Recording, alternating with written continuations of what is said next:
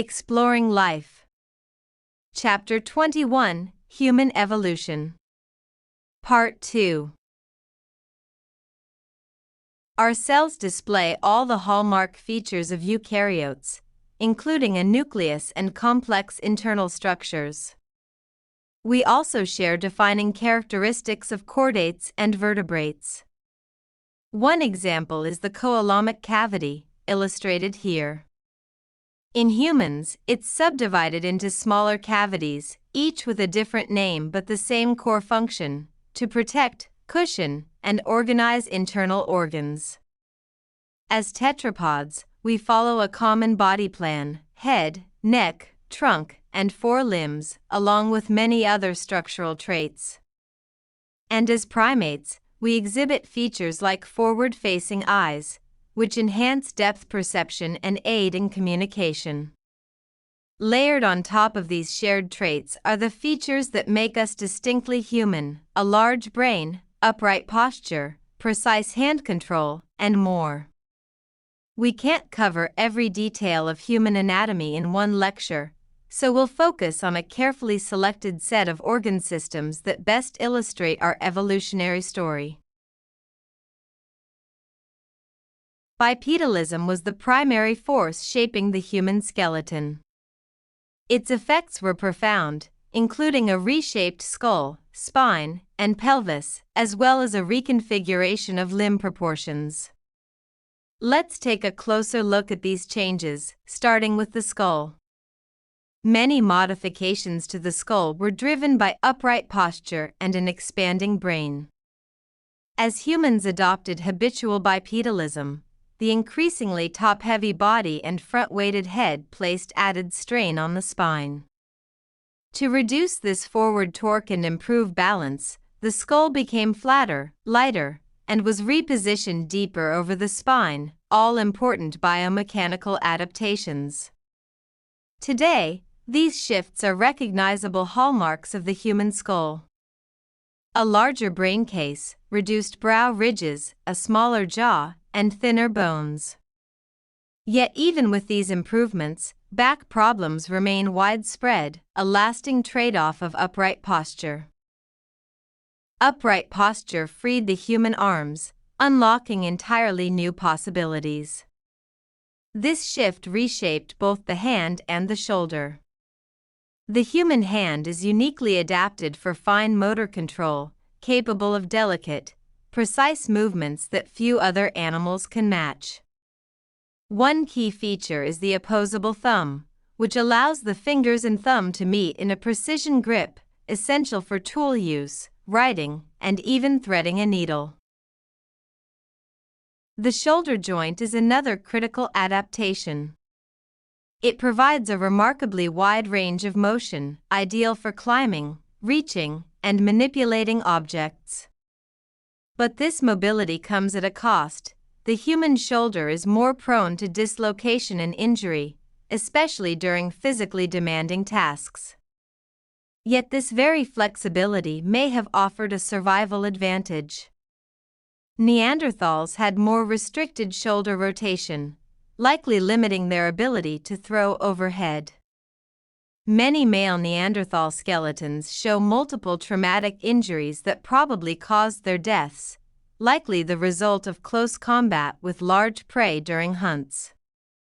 Humans, by contrast, could throw from a distance, hurling spears with force and accuracy.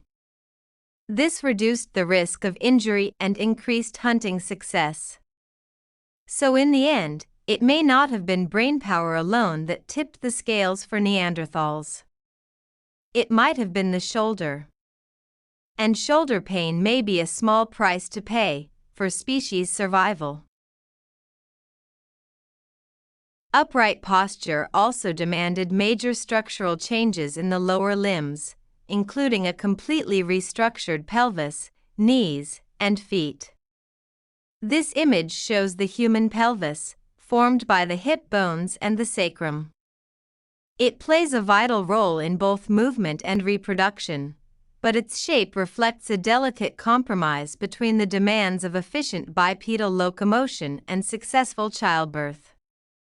As a result, the structure of the pelvis differs noticeably between males and females. The male pelvis is narrower and more robust, optimized for efficient walking and running. In contrast, the female pelvis is broader, with a larger pelvic cavity, an adaptation that facilitates childbirth by providing enough space for a baby's head to pass through. However, this shape comes at a cost: reduced mechanical efficiency during locomotion.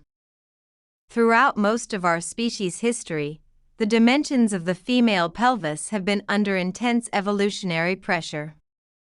Too narrow, and childbirth becomes dangerous. Too wide, and mobility and survival may be compromised. The human hip and knee joints evolved to support full-time bipedalism. But the real star of the show might be the human foot, an unparalleled evolutionary innovation. It has refined muscle control that allows it to align parallel to the surface, providing exceptional stability. Try keeping a doll upright on a table, and you'll quickly appreciate the brilliance of human foot design. It remains technologically unmatched. When terrain gets rugged, we conquer it on foot. The foot also features a system of arches, as shown in the diagram. These include the medial, lateral, and transverse arches. Together, they play a critical role in biomechanics, absorbing impact, distributing weight, and offering both stability and flexibility with every step. These structural adaptations allowed early humans to walk and run barefoot over long distances, a key survival strategy throughout our evolutionary history. Ironically, the same arches that once gave us mobility now often lead to pain and dysfunction, thanks to modern footwear and increasingly sedentary lifestyles. The basic structure of human skin is consistent with that of all mammals.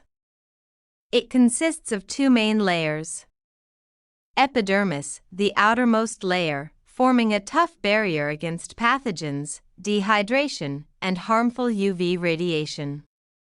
Dermis, the deeper layer, containing blood vessels, nerve endings, hair follicles, and sweat glands. Compared to other primates, humans are less hairy, more sweaty, and are constantly shedding skin cells. We also display a greater diversity of skin tones than any other primate.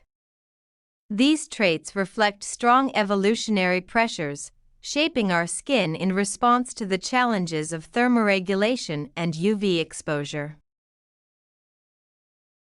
The reduction of body hair, around 2 to 3 million years ago, was one of the major human adaptations. It was paired with a dramatic increase in sweat glands, allowing heat to dissipate efficiently across the skin. When a dog gets hot, it pants, cooling itself by evaporating moisture from its tongue. Thanks to our lack of fur and abundance of sweat glands, the entire human body acts like a giant dog tongue, engineered for evaporative cooling. This expanded cooling surface gave early humans a powerful thermoregulatory advantage. They could hunt during the heat of the day, run prey to exhaustion, and avoid becoming prey themselves. We've even uncovered this transition by studying our parasites. Human pubic lice didn't evolve from head lice, they came from gorillas in a host switch event. The timing of this jump helped us pinpoint when humans had already lost most of their body hair. Humans, like all land animals, need protection from UV radiation, even with the ozone layer. At the same time, we require vitamin D for healthy bone development, especially during growth. This created an evolutionary trade-off. Too much UV exposure increases the risk of skin cancer, while too little UV blocks vitamin D synthesis, which can weaken bones, particularly the pelvis, making childbirth more difficult. To manage this, early humans living near the equator evolved high melanin levels in their skin.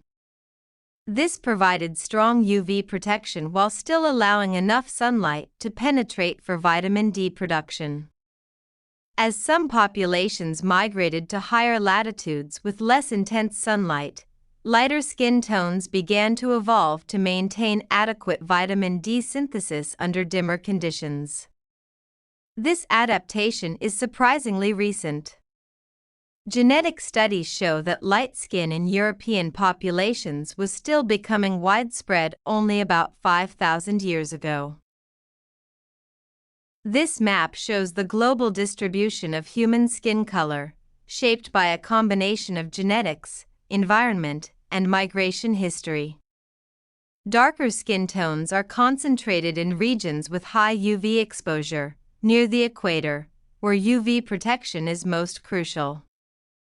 Lighter skin tones appear in northern latitudes, where vitamin D synthesis becomes more challenging due to lower sunlight. Today, skin tone is no longer a biological limitation. Most people spend less time in direct sunlight and rely on vitamin D fortified foods, like milk, to meet their needs, regardless of pigmentation or geographic location. Like in majority terrestrial animals, the human respiratory system is divided into two main zones. The conducting zone includes the nose, trachea, and bronchi, forming the pathway that brings air into and out of the lungs. The respiratory zone, located deep in the lungs, contains alveoli, tiny sacs where gas exchange occurs between air and blood. Humans have developed breathing adaptations shaped by both climate and communication needs. Nasal shape varies by environment. Broader noses are common in warm, humid regions, helping cool and moisten air. Narrower noses are typical in cold, dry climates, helping warm and humidify air before it reaches the lungs. And if you don't like your nose, there are modern solutions. Speech placed its own pressures on the system. Humans evolved voluntary breath control, a lowered larynx, and precise coordination of the tongue, lips, and soft palate. Let's look at these more closely. One especially important trait is our ability to regulate breathing patterns voluntarily. This allows us to control airflow using both the diaphragm and trunk muscles, enabling complex speech and vocalization, a cornerstone of human communication. However, this control has its limits. If oxygen levels drop too low, the body overrides our conscious effort and forces us to breathe. Survival comes first, even before the punchline.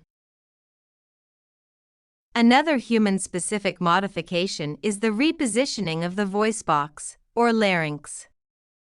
Most land animals have a larynx. It works a bit like a guitar, with vocal cords that vibrate as air passes through. In humans, the larynx sits lower in the throat compared to other animals. This expanded vocal tract allows for a much wider range of speech sounds, a key adaptation for complex language. But, as always, evolution comes with a cost. Above the larynx, the airway and food pathway are shared. A lowered larynx means we must eat and breathe separately, increasing the risk of choking. In fact, humans are the only species that can choke to death while eating, a dramatic trade-off for the ability to speak. Interestingly, human infants are born with a higher positioned larynx, allowing them to breathe and suckle at the same time. This advantage disappears as the vocal tract lengthens during development, making room for speech. Our phoneme system, the distinct units of sound that form language, is far more complex than the vocalizations of most mammals, and is rivaled only by a few songbirds. Human speech relies on the precise coordination of the pharynx, larynx, tongue, and lips, control that other mammals simply lack. This ability for detailed articulation forms the mechanical foundation of spoken language. It's very likely that the reduction in tooth and jaw size during human evolution was driven, at least in part, by the demands of speech. After all, just imagine trying to say stratosphere with oversized Halloween fangs. Clear articulation doesn't work so well when big teeth are in the way. Linguists and anthropologists estimate that language development began around 350,000 years ago, a major milestone in human evolution. It allowed early humans to share ideas, organize communities, and pass knowledge across generations. And when we finally began to write those words down, about 5,000 years ago, civilization began. The plan of human digestive system is consistent with other primates. Digestion begins in the mouth, where chewing and saliva start breaking food into smaller pieces. From there, food travels through the alimentary canal, a continuous tube that includes the esophagus, stomach, small intestine, large intestine, and anus. Any undigested material moves through the large intestine and is eliminated as feces, completing the process. The diet of early hominids was diverse, consisting of fruits, leaves, nuts, and insects. This flexible approach to food helped them adapt to changing environments and survive a variety of ecological conditions. As brain size increased, and with it, caloric demands, early humans began to rely more heavily on hunting and meat consumption, as well as cooking to improve the bioavailability of nutrients. We also evolved a strong capacity for fat storage, an adaptation that helped fuel our large brains and survive periods of food scarcity. In the modern world, where food is constantly available and often calorie-dense, this once beneficial trait now contributes to health risks such as obesity and metabolic disorders. The human digestive system reflects our identity as omnivores with a strong meat-hunting component. It's a unique blend of traits, balancing predator-like behaviors with plant-based consumption. Unlike typical carnivores, humans have a relatively small stomach, suggesting we evolved to eat smaller, more frequent meals, rather than the large, infrequent, meat-heavy feasts followed by long fasting seen in many predators. Our colon is shorter than in most primates, yet still longer than in true carnivores, a compromise. Keeping meat in the system too long is undesirable, while plant material requires prolonged fermentation to break down. So our digestive design reflects both needs, efficient meat processing and moderate fiber fermentation. We need both meat and plants to function properly. There's one nutrient we can't get from plants and can't make ourselves: vitamin B12. It must come from animal products or supplements, making it a non-negotiable part of the human diet. At the same time, without plant fiber, the system doesn't function properly either. Fiber is essential for healthy digestion. Fiber supports gut health by feeding beneficial bacteria and regulating digestion. Without it, the system falters, leading to inflammation, constipation, and metabolic issues. Some of the most recent human adaptations in digestion are directly tied to changes in diet and lifestyle. Cooking played a transformative role. It increased the bioavailability of calories, softened food, and fostered social interaction around shared meals. Early hominids had larger, sturdier teeth built for grinding tough, raw vegetation. In contrast, modern humans have smaller teeth, a shift that might seem counterintuitive, especially as humans began hunting larger animals. But hunting required cooperation, and cooperation relied on complex communication. Smaller teeth made clearer speech possible, while cooked food reduced the need for powerful jaws. Together, these changes allowed for a reduction in tooth size and an improvement in verbal communication, two evolutionary trends that reinforced one another. A number of biochemical adaptations also emerged in response to the rise of agriculture. Populations that relied heavily on starchy crops developed multiple copies of the amylase gene, improving their ability to digest starch and thrive on grain-based diets. Another major shift was the evolution of lactase persistence. While most mammals lose the ability to digest lactose after weaning, some human populations evolved to keep producing lactase into adulthood, particularly in regions with a long history of dairy farming. We carry in our bodies the map of our journey, what we've lost, what we've gained, and what still lingers from our past. In the third part of the lecture, we'll explore the human reproductive and nervous systems, how we pass on life and maintain internal control. We'll also look at vestigial traits and atavisms, evolutionary remnants like the tailbone and goosebumps that reveal our biological past.